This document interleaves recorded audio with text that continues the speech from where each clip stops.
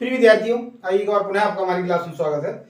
और हमने आज तक हमारी जो छठी की कक्षा है उस छठी कक्षा की एनसीईआरटी की जो पुस्तक है उसकी मैथमेटिक्स के 4 अध्यायों को पूरा कर लिया है। आज हम 5वां अध्याय अर्थात प्रारंभिक आकारों को समझना का अध्ययन करेंगे। तो उसकी शुरुआत करते हैं और देखते हैं कि हम पहले अध्याय में 5वें अध्याय में क्या क्या है। सबसे पहले प्रारंभिक आकारों को समझना, उसकी भूमिका क्या है। हम अपने आसपास बहुत प्रकार की आकृतियों को देखते हैं। कुछ जैसे हमारे कमरे हैं उनमें कोने हैं, या कुछ दीवारों पर हम कुछ पोस्टर्स लगे देखते हैं। कुछ आयताकार होते हैं, कुछ वर्गाकार होते हैं, कुछ त्रिभुजाकार होते हैं। उन सभी को जो आकार है वो कुछ छोटे होते हैं, कुछ बड़े होते हैं, यानी उनका आकार एक जैसा नहीं होता है। तो उनके आकारों को जानना भी जरूरी है। सबसे पहले हम देखते हैं रेखाखंडों को मापना। रेखाखंडों को मापना यानी कोई रेखा है, उस रेखा की लंबाई क्या है, कौन सी रेखा छोटी है, कौन सी बड़ी है। इन चीज़ों को जानना हमें अति आवश्यक है, क्योंकि इसके बिना हम गणित को नहीं पढ़ सकते। सबसे पहले हम देखते हैं कि रेखाखंडों को मापने के लिए हम एक जनरल सी बात देखते हैं कि हम अपने कमरे की लंबाई को मापना चाहते हैं। तो जनरली अगर आपसे पूछा जाए कि इस कमरे की लंबाई कितनी है, तो आप अनुमान लगाकर बता देते हो कि ये हमारे कमरे की लंबाई है, वो 4 मीटर होगी या 2 मीटर होगी। लेकिन वो एग्जैक्ट माप नहीं होती। लगभग हम जो बताते हैं वो लगभग उसके नज़दीक होती है, थोड़ी कम या थोड़ी ज़्यादा होती है। या फिर हम अपने पैरों से बता देते हैं कि मेरे जो इतने पग रखूँगा तो इसकी माप निकल आएगी। ऐसे ही यदि हमें कोई कपड़े की लंबाई माप पूछी जाती है तो हम अपनी ब्रश से या जो हमारे उंगल हैं उनसे नाप कर दिखा देते हैं। वो एक स्टैंडर्ड माप नहीं है। उसको स्टैंडर्ड माप के लिए हमें कुछ चीज़ों की जरूरत होती है। उससे पहले हम देखते हैं रेखाखंडों को मापने के लिए देखकर तुलना करना। अर्थात हमने देखा कि एक रेखा ये है और दूसरी रेखा ये है ए बी, और ये है सी डी। तो यहाँ देखते हैं, हम आसानी से देख पा रहे हैं कि दोनों रेखाओं में जो सी डी रेखा है वो ए बी से बड़ी है। लेकिन इस तरीके से बना दी जाए, अब हम ए बी और सी डी, अब हम सामान्य तरीके से देखकर नहीं बता पाएंगे कि किसकी लंबाई ज़्यादा है और किसकी कम है। तो तुलना करने के लिए मात्र देखकर तुलना करना संभव नहीं है, क्योंकि मात्र देखकर तुलना करने में त्रुटियां बहुत ज़्यादा हो सकती हैं। तो उन त्रुटियों से बनने के लिए हम देखते हैं अक्ष द्वारा तुलना करना। अक्ष क्या होता है उसे जानते हैं। अक्ष का मतलब होता है, जैसे हमने एक रेखा ये है ए बी, इसको मापना है और दूसरी रेखा की तुलना करनी है। तो हम क्या करेंगे, हमारा जो एक पेपर होता है, ट्रेसिंग पेपर होता है, उस ट्रेसिंग पेपर को इस पर रखेंगे और यहाँ पर उस ट्रेसिंग पेपर पर इस लाइन को खींचेंगे और फिर उसको इस पर रख कर देखेंगे। तो इसके लिए हमें काफ़ी मेहनत करनी पड़ेगी। और यदि हम अक्ष खींचने में कोई गलती कर देते हैं तो फिर हमारा जो आंसर है या हमारी जो माप है वह गलत हो सकती है। तो अक्ष द्वारा मापना भी एक उचित माप नहीं हम कह सकते। इसके बाद है फिर रूलर अथवा डिवाइडर के द्वारा तुलना करना। रूलर यानी हमारा जो ज्योमेट्री बॉक्स होता है उसमें बहुत सारे उपकरण होते हैं, आपने देखा होगा। रूलर अर्थात एक फुटा होता है, जिसको हम अपनी क्षेत्रीय भाषा में उसको फुटा नाम से जानते हैं। इसको हम पैमाना भी कहते हैं, यानी मापने का यंत्र है। इस पर क्या होता है, इस तरीके से माप बने होते हैं और ये मोस्टली जो हमारे ज्योमेट्री बॉक्स में होता है वो 15 सेंटीमीटर का होता है और ये अलग अलग भागों में डिवाइड होता है। तो इसको हम जैसे इस फुटा को हम, ये लाइन है, इस पर रखेंगे ए बी, तो यहाँ से यहाँ तक की जो माप होगी उसको हम बताकर दिखा देंगे। तो यहाँ पर क्या है, जब फुटे की जो चौड़ाई वो बहुत ज़्यादा हो जाए तो फिर उसकी माप में हम थोड़ी बहुत गलती कर सकते हैं। और इसके बाद हम देखते हैं डिवाइडर आपने देखा होगा, जिसको हम 2 टांग वाली प्रकार भी कह देते हैं कई बार। इस तरीके से होता है। तो इसके द्वारा भी हम क्या करेंगे, जैसे मान लीजिए हमने यहाँ पर एक फुटा ले लिया और इस फुटा पर इसको रखेंगे और इसको रखकर फिर हम पहले हम हमारी जो रेखा है उस रेखा पर रखेंगे, इसको डिवाइडर को इस तरीके से खोलेंगे और फिर इसी को उठाकर इस पर रखेंगे और जितनी माप वो बताएगा वही हमारी जो रेखा होगी उसकी माप होगी। आगे बढ़ने से पहले कृपया आप हमारे चैनल को लाइक, सब्सक्राइब और हमारी जो प्रश्नावली है, प्रश्नावली 5.1, उसका अध्ययन करते हैं और देखते हैं किस प्रकार के प्रश्न हैं। तो इसमें पहला प्रश्न है, रेखाखंडों की तुलना केवल देखकर करने से क्या हानि है। तो अभी हमने देखा था कि मात्र देखकर तुलना करने से त्रुटियां होने की संभावना ज़्यादा है, यानी हम सही सही तुलना नहीं कर सकते। दूसरा प्रश्न है, एक रेखाखंड की लंबाई मापने के लिए रूलर की अपेक्षा डिवाइडर का प्रयोग करना क्यों अधिक अच्छा होता है? क्योंकि अभी हमने देखा था हमने कि जैसे ये हमारा रेखा है, इस पर हम अपना रूलर रखेंगे तो रूलर रखने में क्या है कि यदि उसकी मोटाई ज़्यादा है तो हम सही तरीके से उसकी माप नहीं ले सकते, लेकिन डिवाइडर है वो है सटीक मान, यानी इससे और भी अच्छी सटीकता तक हमें पहुंचा सकता है। अब देखो अगला जो प्रश्न है उसमें हमें पूछा गया है कि कोई रेखाखंड ए बी खींचिए।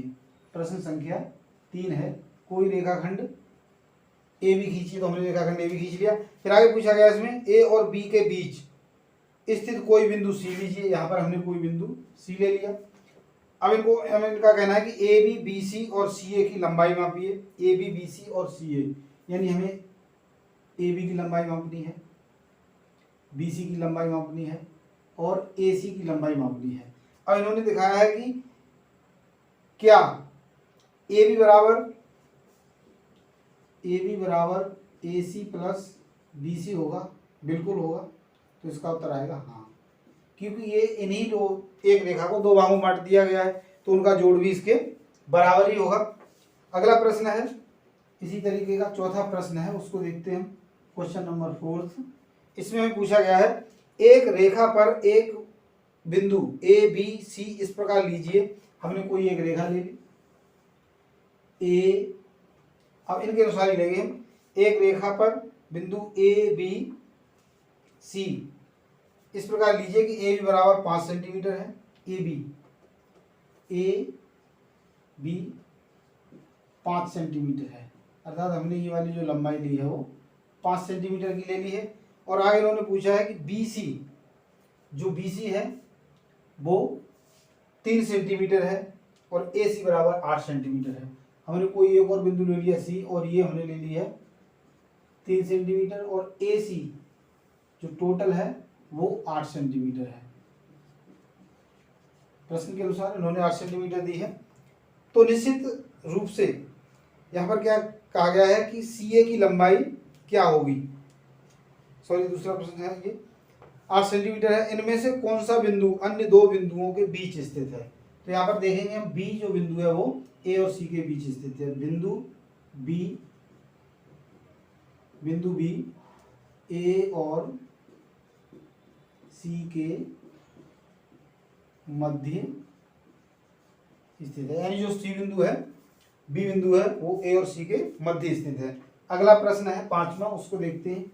5वां प्रश्न पूछा गया है, जांच कीजिए कि संलग्न आकृति, एक आकृति दी है, उस आकृति को हम खींच लेते हैं।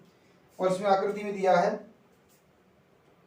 0 1 2 3 4 5 6 और 7 तक बिंदु दिए हैं, और इन पर पॉइंट्स दिए हैं A B C D E F और जी। अब इन्होंने पूछा है कि डी रेखाखंड ए जी का मध्य बिंदु है, यानी जो डी है ये क्या ए जी का मध्य बिंदु है? तो यहाँ से हम देखते हैं ई एफ जी और सी बी ए, अर्थात ए जी रेखाखंड पूछा है तो इधर भी 3 बिंदु है और इधर भी 3 बिंदु, यानी बराबर दूरियों पर स्थित है। अतः हम लिख करेंगे कि डी ए जी का मध्य बिंदु है। बिल्कुल सही है, मध्य बिंदु है, क्योंकि यहाँ से भी 3 बिंदु इधर और इधर से भी 3 बिंदु, यानी ये ठीक बीच में स्थित है। 6वां प्रश्न है, उसको देखते हैं। बिल्कुल आसान है हमारी ये जो एक्सरसाइज है। 5वां क्वेश्चन हमने कर लिया। अब हम देखते हैं क्वेश्चन नंबर 6। इसमें पूछा गया कि रेखा ए सी का मध्य बिंदु है। एक रेखा है ए सी और बी इसका मध्य बिंदु है, मध्य अर्थात इसके बीच में स्थित है। और सी रेखा खंड बी डी का मध्य बिंदु है। सी जो है, यहाँ पर जो सी है वो है बी डी का, यानी यहाँ पर हम डी बिंदु ले लें, तो बी सी का ये मध्य बिंदु हो गया सी। जहां ए बी सी और डी एक ही रेखा पर स्थित हैं, तो ए बी बराबर सी डी। बताइए कि ए बी बराबर सी डी होगा? तो इन्होंने पूछा है कि क्या ए बी और सी डी बराबर होंगे। तो देखो ए बी और सी डी, ये इस रेखा का मध्य बिंदु है, अर्थात ए बी बराबर बी सी है क्योंकि इसका मध्य बिंदु है, और जो सी है इसका मध्य बिंदु अर्थात बी सी बराबर सी डी होगा। अब बी बी ए बी बराबर बी सी और बी सी बराबर सी डी है, अर्थात यदि हम इन दोनों की तुलना करें तो ये दोनों में उपस्थित है, तो हम इसको इसके बराबर लिख सकते हैं, अर्थात ए बी बराबर सी डी होगा। हम ऐसे तुलना कर सकते हैं। मान लीजिए हमारे पास ये 3 मार्कर हैं, ये मार्कर इसके बराबर है, इस तरीके से हम तीनों लेते हैं, ये तीनों बराबर हैं, तो इसमें से यदि बीच वाले को निकाल दें तो ये आपस में बराबर रह जाएंगे। तो यही यहाँ पर कंडीशन है।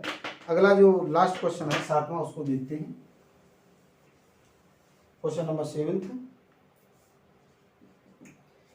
हमसे पूछा गया है कि 5 त्रिभुज खींचिए और उनकी भुजाओं को मापिए। प्रत्येक स्थिति में जांच कीजिए कि किन्हीं 2 त्रिभुजों की लंबाइयों का योग तीसरी भुजा की लंबाई के सदैव बड़ा होता है। बहुत ही महत्वपूर्ण प्रश्न है, और ये आगामी आप जब तक पढ़ोगे या कोई कंपटीशन का प्रश्न पूछा जाता है उसमें बहुत ही महत्वपूर्ण भूमिका निभाने वाला है। जैसे मान लीजिए हमने ये त्रिभुज ले लिया ए बी सी, तो यहाँ पर हम देखेंगे कि A B plus B C, A B plus B C हमेशा ए सी से बड़ा होगा। यानी किसी त्रिभुज की कोई 2 रेखाएं तीसरी भुजा जो होगी उससे बड़ी होंगी, अर्थात उनका जोड़ है वो उससे बड़ा होगा। तो ये एक स्टेटमेंट भी है कि किसी त्रिभुज में 2 भुजाओं का योग तीसरी भुजा से हमेशा बड़ा होता है, और यह त्रिभुज बनने की कंडीशन भी है। तो आज हमने हमारी जो एक्सरसाइज है प्रश्नावली 5.1 उसको समझा। आगे अगले वीडियो में अर्थात कल हम अगली एक्सरसाइज को देखेंगे। तो आज के लिए इतना ही, और यदि आपने हमारा चैनल सब्सक्राइब नहीं किया है, पहली बार देख रहे हैं, तो सब्सक्राइब कर लें ताकि आपको हमारे चैनल पर जो वीडियो अपलोड हो वो है आपको आपके पास सबसे पहले पहुंचे और आप देख सको। तो आज के लिए इतना ही, धन्यवाद।